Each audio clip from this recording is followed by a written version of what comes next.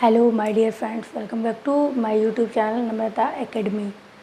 BPSC को लेकर जो सिलेबस आया हुआ था आप लोगों को सबको पता है, सबको मिल चुका है। फिर भी आप लोगों में से कई लोग ऐसे हैं जो मेरा वेट कर रहे थे। मैं चूँकि बाहर थी, किसी दूसरे काम में व्यस्त थी, तो मैंने कल शाम में जैसे ही वो सिलेबस आउट हुआ बहुत डालने का प्रयास कर रही थी, लेकिन मुझे मौका नहीं मिल रहा था। लेकिन मैंने बाहर से ही आप लोगों के लिए शॉर्ट्स डाला हुआ था कि सिलेबस आ गया है, मैं इस पर डिटेल में बता दूँगी।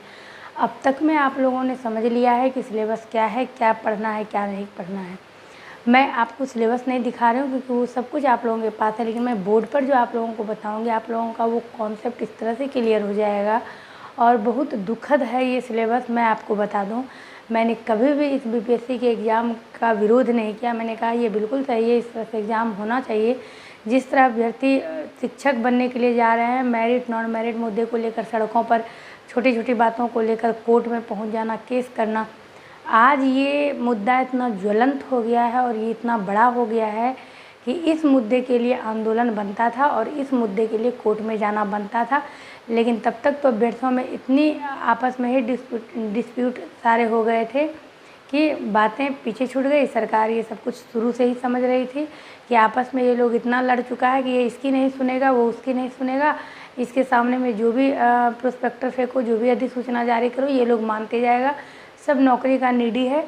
लेकिन इस हद तक सरकार ने अभ्यर्थियों को तौल लिया कि ये बहुत ही दुखद है और बहुत ही मुश्किल है इस नौकरी को पाना।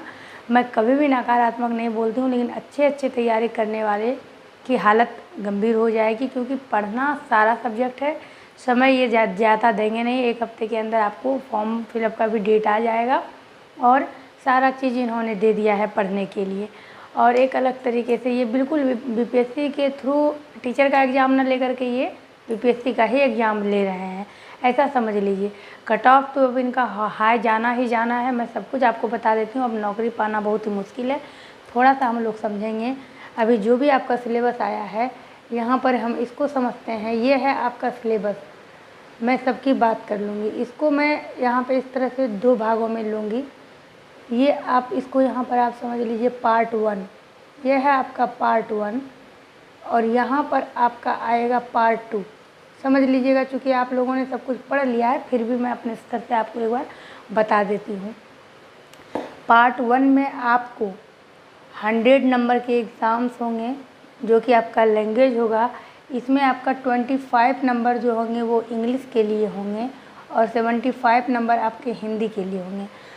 अब देखिए, इसमें जो कह रहा है कि इसमें आप ये जो पार्ट 1 कहिए, पेपर 1 कहिए, जो भी कहिए, इसमें आपको 30% जब तक आप नहीं लाएंगे, जब तक इसमें आप पास नहीं होंगे, तो फिर आपका ये चेक नहीं होगा। या फिर इसका आप इसमें बहुत भी अच्छा किए हैं तो कोई फ़ायदा नहीं है जब तक कि आप इसमें पास नहीं होंगे। जिस तरह की बीए पार्ट 1 में आप पास करेंगे बढ़िया रिजल्ट से, तभी आप पार्ट 2 में जा सकते हैं। उसी तरह ये हो गया कि इसमें आपको 30% लाना है, तब आप इसमें आएंगे। अब देखिए, 25 नंबर्स जो इंग्लिश का है उसका 30% आप निकालते हैं तो ये आपका 7.5 नंबर आता है। और 75 का अगर आप 30% निकालते हैं तो ये आपका 22.5 आता है। तो ध्यान रखिएगा, 7.5 कभी 7 नहीं होगा, वो 8 मंजूर करेंगे, 7.5 नहीं। तो इसमें आप 8 मान लीजिए और 22.5 की जगह पर आप 23 मान लीजिए। कम से कम आपको इंग्लिश में 8 सही करने हैं और हिंदी में आपको 23 सही करने हैं। आपका नेगेटिव मार्किंग है, आप अब तुक्का भी नहीं लगा सकते हैं।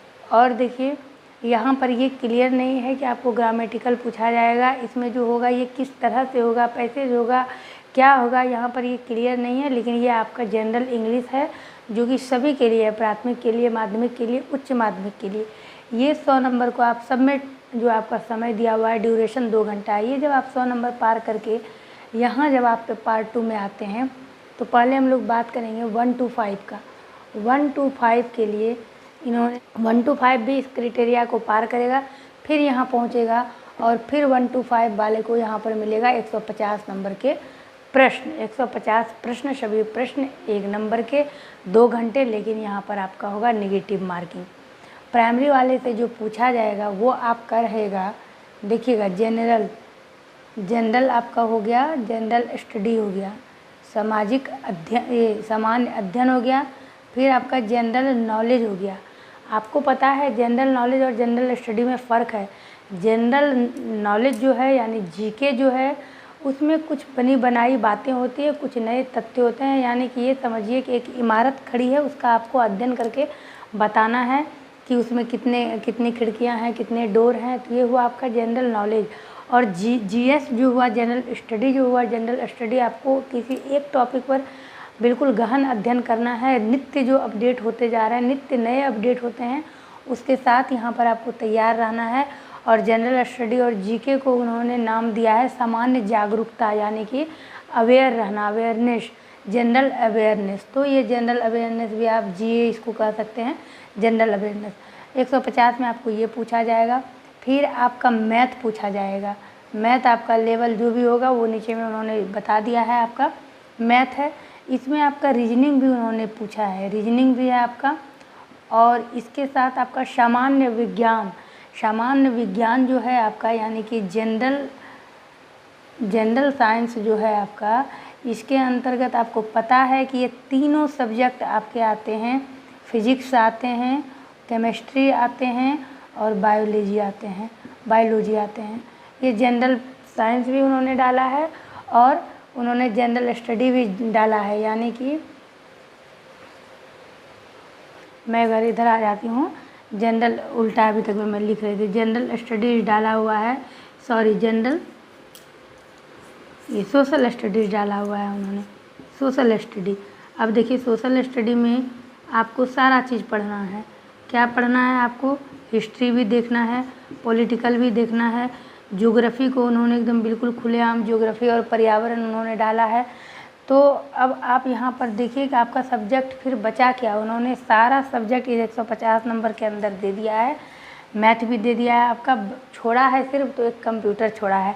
मैथ भी आपको पढ़ना है, आपको रीजनिंग भी पढ़ना है, आपको जनरल साइंस भी पढ़ना है, फिजिक्स केमिस्ट्री बायोलॉजी भी पढ़ना है, आपको सोशल स्टडीज भी पढ़ने हैं, सामाजिक अध्ययन भी पढ़ने हैं आपको, और जनरल स्टडी जनरल नॉलेज तो है ही।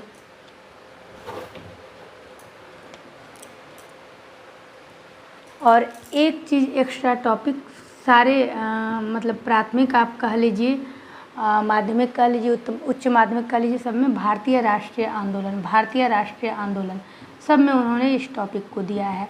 अब देखिए अभी तक आपने ये प्राइमरी वाला समझ लिया है। मैं प्रयास करूँगी बिल्कुल शॉर्ट में बनाने का, लेकिन ये जो आप देखिएगा सारे सिलेबस आपके क्लियर हो जाएंगे। अब देखिए जो भारतीय राष्ट्रीय आंदोलन है, इसमें उनको पूछना चाहिए था बिहार की भूमिका, स्पेशली बिहार के को लेकर पढ़ना था। या फिर जब भारतीय राष्ट्रीय आंदोलन आप पढ़िएगा तो उसमें गांधी युग भी आया है। जब 1869 ईस्वी में गांधी जी का जन्म हुआ था, 13 साल में उनकी शादी हुई, कस्तूरबा गांधी से हुई। फिर वो पढ़ने के लिए दक्षिण अफ्रीका गए, दक्षिण अफ्रीका में उन्होंने बैरिस्टर की पढ़ाई की। फिर वहाँ से वो 1915 में वापस आए। किस तरह करके वो बिहार के चंपारण में गए। जो रामचंद्र शुक्ल हैं आपके, जो नील सत्याग्रह हुआ था, या तिनकठिया वाला जो कहानी हुई थी, मैंने आपको 9th 10th में आप लोगों को पढ़ाया है, उसको एक बार रिवाइज कर लीजिएगा। वहाँ से फिर उनके मन में जो आंदोलन की बात आई, तो ये सारा भारतीय राष्ट्रीय आंदोलन के अंतर्गत आता है। अब देखिए इसमें एक गांधी युग की बात जुड़ जाती है। अगर इसमें और आप डिटेल में आप जाइएगा तो इसी के अंतर्गत जब 1915 के बाद वो गांधी जी वापस जब लौट के भारत आते हैं और भारतीय राष्ट्रीय आंदोलन की जो शुरुआत होती है, तो 1914 के आसपास आप लोग जिस तरह जानते हैं प्रथम विश्व युद्ध की भी शुरुआत हो गई थी। अब क्या पता भारतीय राष्ट्रीय आंदोलन का जो भी ड्यूरेशन था, जो भी पीरियड था, उसके अंतर्गत जो जो टॉपिक आ रहे हैं वो किसी भी, क्योंकि भैया अब तो उनके सिलेबस को देख के लग रहा है कि उनको अधिक से अधिक शिक्षक लेने नहीं हैं, उनको अधिक से अधिक शिक्षक निकालने हैं। इतना तो आप श्योर हो जाइए, वरना वो निगेटिव मार्किंग नहीं करते। क्योंकि कुछ पुराने शिक्षक हैं, कुछ महिलाएं हैं, किसी महिलाओं को बच्चे हैं, सबकी परेशानी है, मैं सबकी बातें कर रही हूँ। कुछ ऐसे भी जेंट्स हैं जो कि अभी वर्किंग में हैं, ऐसा नहीं है वो घर बैठे वो भी पीएससी के सिलेबस का इंतज़ार कर रहे हैं, वो काम भी कर रहे थे।